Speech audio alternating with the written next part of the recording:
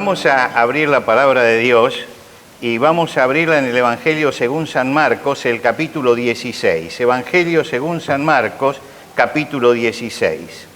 Y vamos a empezar la lectura en el versículo 9. Evangelio según San Marcos, capítulo 16, versículo 9.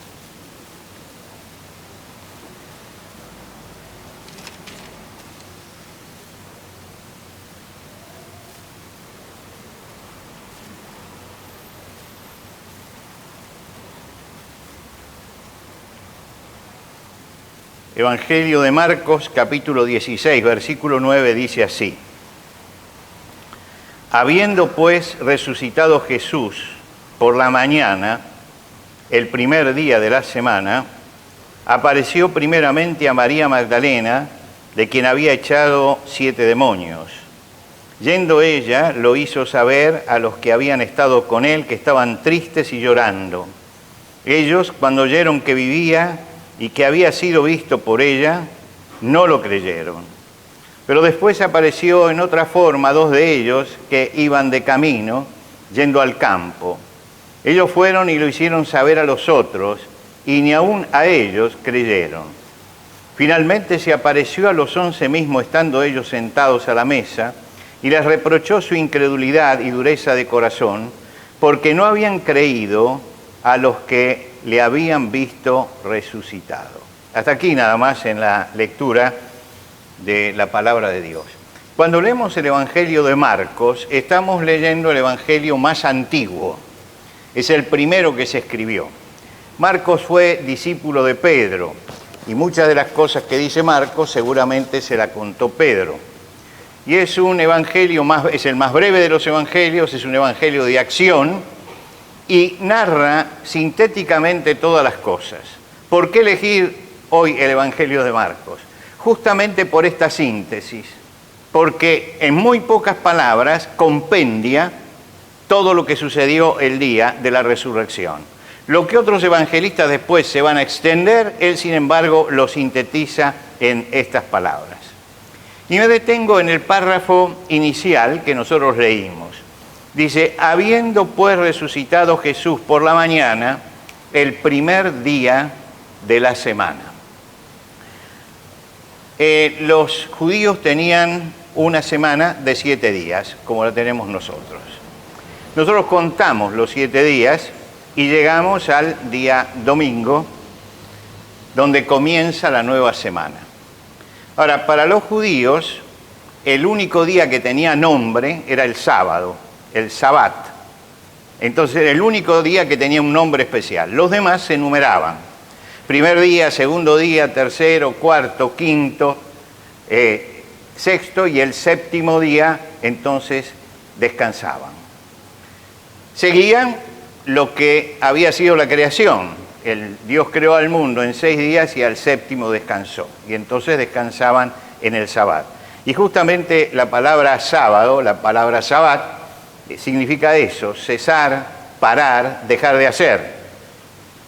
Y no solamente los judíos, también los árabes siguen la misma costumbre, numerar los días, y el sábado se marca como un día especial. Ahora, si ustedes piensan, si el día de descanso era el sábado, el primer día de la semana, el primer día laborable. Quiere decir que la gente salía a trabajar ese día. Y ese día era el día donde se reanudaba toda la actividad. Había estado parada un día y se reanudaba toda la actividad. Pero era un día de trabajo, un día como todos los días, ese primer día de la semana. Marcos, en esta apretada síntesis que él trae, nos cuenta el estado que en ese día estaban los discípulos. Piensen ustedes que el sábado descansaron de todas las presiones del viernes. Pero cuando llegamos al domingo, al primer día de la semana, tenían cada uno que volver a trabajar.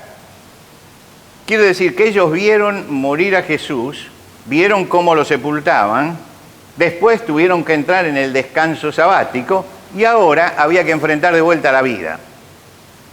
Y este enfrentar de vuelta a la vida los llevaba a una realidad, la realidad de que había 3 años allí donde había pasado algo maravilloso, pero ahora volvían a la vida ordinaria. Y cuando Marcos tiene que relatar eso, dice, los que habían estado con él estaban tristes y llorando. Tristes y llorando. Fíjese, es la única palabra que nos dice Marcos de los discípulos en ese momento y define el estado en que ellos estaban. Un estado de tristeza que se expresaba en el llanto. ¿Por qué? Porque las emociones fuertes siempre buscan una forma de materializarse, de que se expresen con el cuerpo. Y así como algo puede despertarnos risa, algo nos hace reír. Quiere decir que hay un golpe emocional fuerte que hace que todo eso salga afuera. Son compulsivas. Es decir, no se puede parar. No se puede parar. Viene el llanto y ellos estaban llorando. Y esto nos demuestra varias cosas. En primer lugar, que el golpe había sido muy grande, como para que hombres rudos, entre ellos muchos pescadores, hombres de trabajo, sin embargo, en ese momento estuvieran llorando. Ellos habían sufrido el impacto de las emociones fuertes. Y ellos están elaborando su tristeza y están corporizando su angustia a través del llanto. Ahora, ¿por qué lloraban? Yo creo que cuando uno llora es difícil saber por qué está llorando. Bueno, está llorando por el impacto que ha recibido. Pero uno puede después analizar el porqué del llanto. Y uno puede, en alguna forma, buscar las causas del llanto de los discípulos. La primera causa es que ellos estaban llorando porque habían visto triunfar al mal. El mal había triunfado. Es decir, la corrupción no solamente romana por Poncio Pilato, sino también la corrupción religiosa judía, se habían unido, todos corruptos. Los judíos corruptos porque buscaban matarlo, porque les molestaba y porque les arruinaba el negocio. Y Pilato corrupto porque sabía que era inocente, pero lo condenó igual para que no le movieran el piso en el puesto que él tenía. Ahora, ellos estaban viendo el triunfo del mal, y cada vez que vemos el triunfo del mal nos sentimos mal si tenemos sentido de justicia. ¿Por qué? Porque cada uno de nosotros tiene innatamente un sentido de equidad y un sentido de justicia. Y cuando eso en alguna forma es atropellado, empezamos a sentirnos mal. Nos molesta que se cometan injusticias, nos molestan que nos mientan. Nos molestan que el delincuente triunfe, que el corrupto triunfe, que el ladrón triunfe, que el malvado triunfe. Todo esto nos molesta. Y eso es lo que le estaba pasando a ellos. Lloraban porque finalmente todo eso que era el mal y todo eso que era la corrupción había triunfado. Ese día ellos están llorando, pero Pilato, Anás, Caifás se están riendo. Están gozando. Y todo eso los golpea, lloran. Lloran en segundo lugar porque se quedaron huérfanos. Hasta ese momento Jesús había estado con ellos, los había guiado en todo, les había hecho los milagros junto con ellos, los había corregido, les había enseñado. 3 años se fueron preparando. Y ahora ellos vieron a Jesús muerto, y cuando lo vieron muerto, eso se había acabado. Pero aparece el sentido de orfandad. Ellos lo habían seguido a Jesús. Y había tomado Jesús un rol casi paternal para ellos. Era la persona a la que ellos estaban siguiendo. Y ese rol paternal que Jesús había tomado desaparece de golpe. Y ahora ya no tienen quien les enseñe, quien los guíe, quien los lleve por los caminos. Ahora hay que volver, ¿dónde? Al pasado. Hay que retroceder 3 años. Para cuando dejaron las redes. Hay que volver a eso. Quiero decir que este día fue un día dramático para ellos, porque era el día en que todo volvía a lo ordinario y que ellos tenían que replantearse su propia vida. Jesús mismo se comparó en un momento como la gallina que junta sus polluelos, ¿no? Él comparó su accionar con esto. Ahora sentían que esa gallina ya no los protegía más, no estaba más junto con ellos. Y este es un sentimiento de orfandad que fue la que sintieron ellos en ese momento. En definitiva, y resumiendo, lloraban porque sentían el peso del fracaso. Cuando ustedes invierten 3 años y todas sus ilusiones en algo, y eso se cae, es porque ha fracasado eso. Y ellos sentían en ese momento el peso del fracaso. Se quedaban sin esperanza. Ahora ya no tenían más esperanza. Ahora había que vivir lo que restaba de la vida, porque la gran ilusión había terminado. Todo esto sucedía en el primer día de la semana, cuando todo volvía a la normalidad y cuando todo era lo de todos los días, lo cotidiano. Y ese día ellos reciben el impacto. Alguien viene y dice, ha resucitado. Esta palabra golpea fuertemente en ellos. Vienen las mujeres de la tumba y dicen, ha resucitado. Y no le creen, les queda la duda. Ellos lo vieron morir, lo vieron enterrar, ser puesto en la tumba. Vieron todo esto acerca de Jesús. Ellos vieron la herida que tenía Jesús en el costado, la herida profunda del lanzazo. Ellos vieron las marcas en las manos. Ellos vieron el cuerpo inerte. Ellos vieron a Jesús diciéndole al Padre, en tus manos encomiendo mi espíritu, y lo vieron expirar. Y vieron cuando bajaban el cuerpo y cuando lo ponían en el sepulcro. Y ahora viene alguien y dice, no, pero Él vive. Él vive. Y es lógica la duda. Cuando uno ha entrado a la incredulidad, es lógica la duda. Y no consiguen, y Marcos marca, vinieron las mujeres y no los creyeron, vinieron los discípulos de Maús y no los creyeron. Es decir, la duda no salía de ellos. Y esa noche viene Jesús. Y si usted lee en otro evangelio, hasta en ese momento algunos dudaban. Quiere decir que la duda estaba metida en el corazón. Pero ese día fue memorable, porque Jesús se mostró a ellos. Y ellos pudieron estar con Jesús. Y pudieron reunirse con Jesús.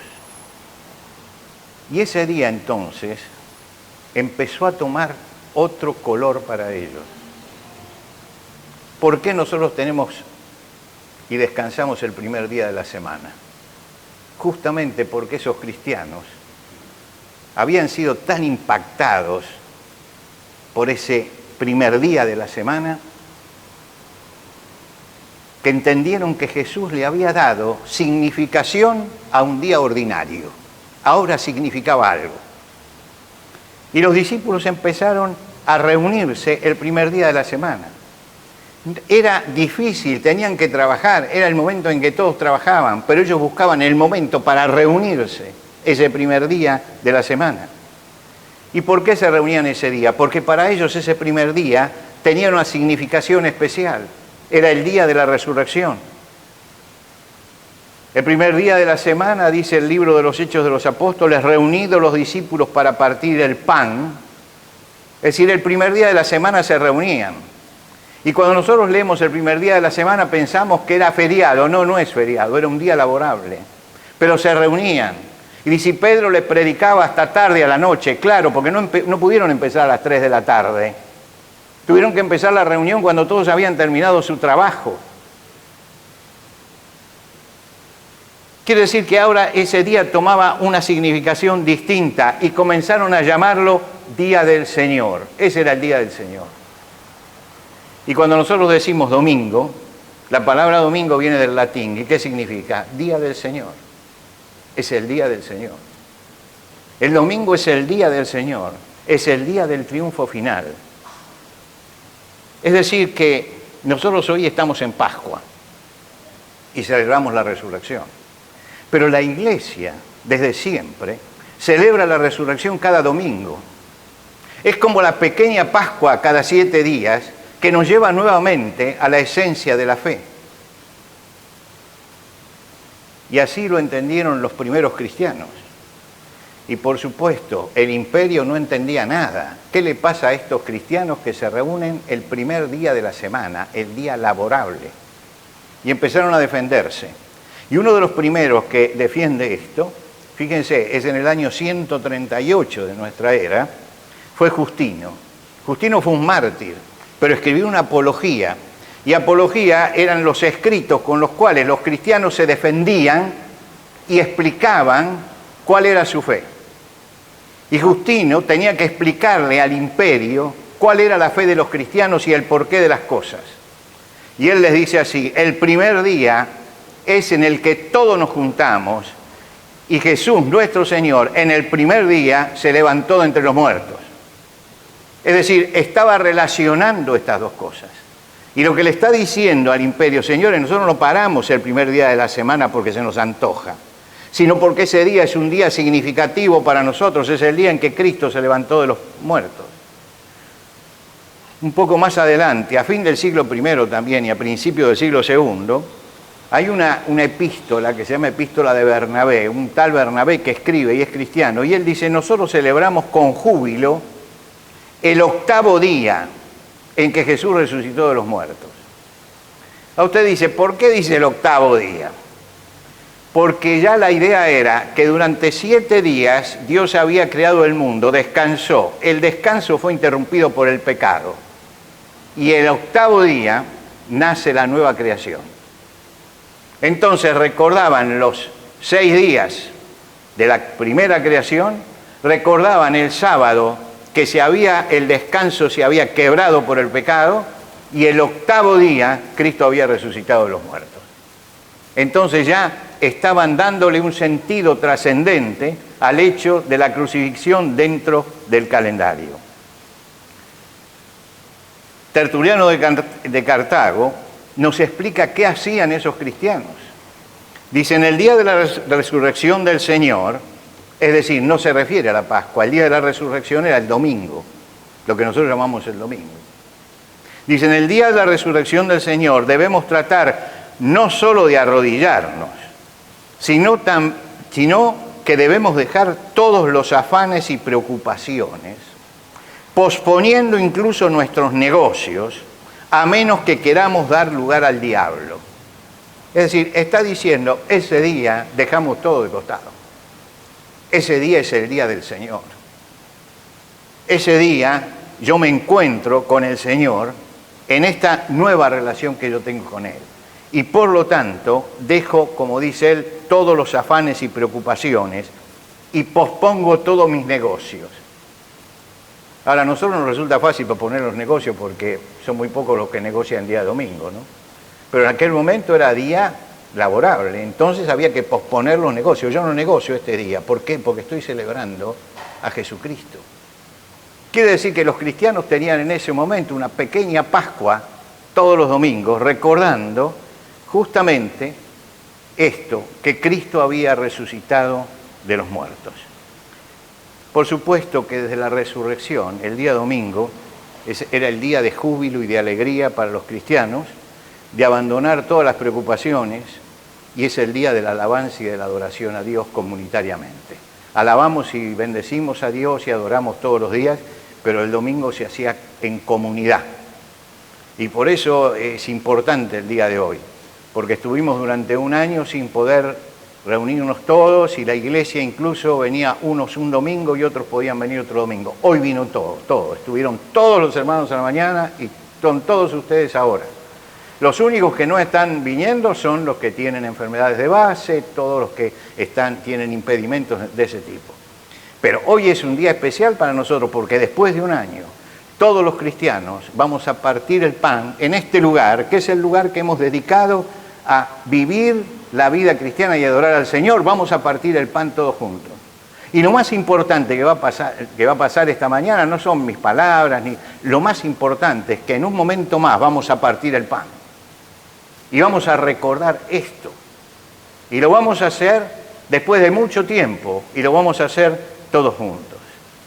Fue tan grande la presión que hicieron los cristianos que Constantino el Grande, en el año 313, da lo que nosotros llamaríamos una libertad de culto, y él consagra el día domingo como el día de los cristianos, el día en que los cristianos dedican a adorar al Señor.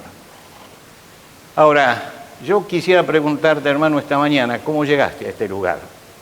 ¿Por qué? Porque tenemos una semana de lastre detrás. El lastre de la semana. Y bueno, tal vez hemos vivido esta semana con lágrimas, porque vivimos en una sociedad injusta, obcecada en el pecado, donde se instaló la muerte, donde se decretó la muerte, porque vivimos en una sociedad que se ha rebelado contra Dios, una sociedad que no analiza el futuro, porque vivimos en una sociedad donde hay desamparo, estamos desamparados frente a la inseguridad y frente a la corrupción, estamos totalmente desamparados. Nuestro país es un país riquísimo, tiene una de las llanuras más grandes y codiciables de la humanidad. Tenemos 42% de pobres.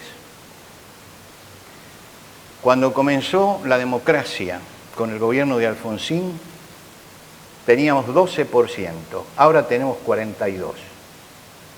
¿Sabe qué significa esto? Que la clase dirigente argentina no sirve, ninguno sirve. Y cuando nosotros pensamos que 42% de nuestros hermanos está en necesidad y muchos pasan hambre, piense usted que toda la clase dirigente fracasó. Pero cuando usted piensa que la clase dirigente, sin embargo, come todos los días y tiene dinero para tirar, usted se da cuenta la injusticia que es nuestra sociedad, nuestro país y que es el mundo.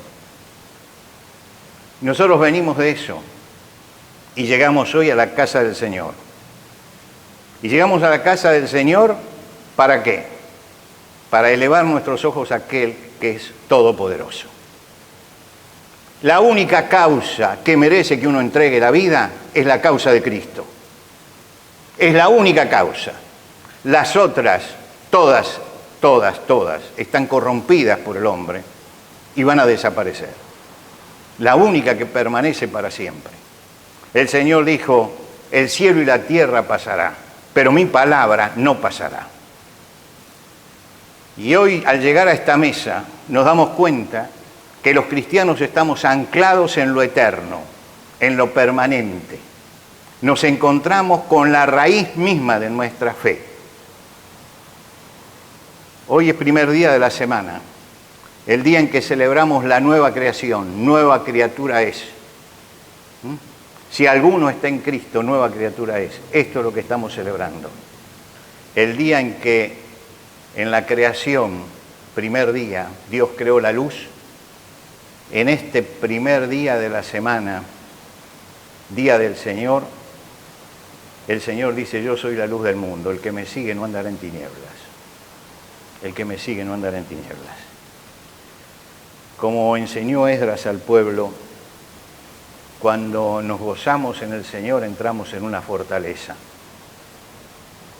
Y hoy nos acercamos para gozarnos en el Señor, para recordar el centro de nuestra fe y para recordar que el mal, que la corrupción, que todo eso que nos preocupa, todo eso no solamente está reprobado por Dios, no solamente está condenado por Dios, sino que recibirá de Dios la paga. Que cada chico que en nuestro país está muriendo de hambre, está llorando y está gimiendo delante del Dios eterno. Y Él pondrá finalmente las cosas en su lugar. Nosotros tenemos que mirar para arriba hoy.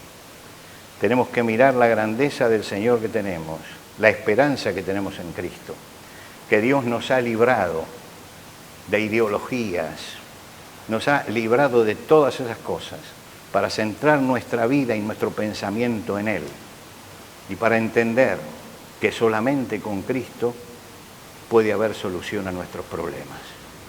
Yo comparto aquella frase que dijo Leopoldo Marechal. Solamente el Evangelio de Jesucristo puede terminar con todos los problemas sociales y emocionales de nuestro pueblo. Y solamente yendo a Jesucristo podemos encontrar esa solución. Gracias a Dios, esta mañana estamos acá. Y gracias a Dios que tenemos aquí la mesa tendida del Señor, porque esta es la mesa de la esperanza y nuestra vida está puesta allí. Quiero terminar recordando el Salmo 118. Allí el salmista dice: te alabaré porque me has oído y me fuiste por salvación. La piedra que desecharon los edificadores ha venido a ser cabeza del ángulo. De parte del Señor es esto, y es cosa maravillosa a nuestros ojos. Este es el día que hizo el Señor. Los hombres pueden hacer todos los viernes santos que quieran. Este es el día que hizo el Señor. Este no lo pueden hacer. No lo pueden hacer. Este es el día que hizo el Señor. Nos gozaremos y nos alegraremos en Él. Y al acercarnos a la mesa, nos acercamos a esta mesa para gozarnos y alegrarnos en el Señor, en este que es el día que el Señor hizo. Yo sé que estamos viviendo un largo Viernes Santo, pero cuando llegamos al Señor, llegamos al domingo de resurrección. Y este es el día que hizo el Señor.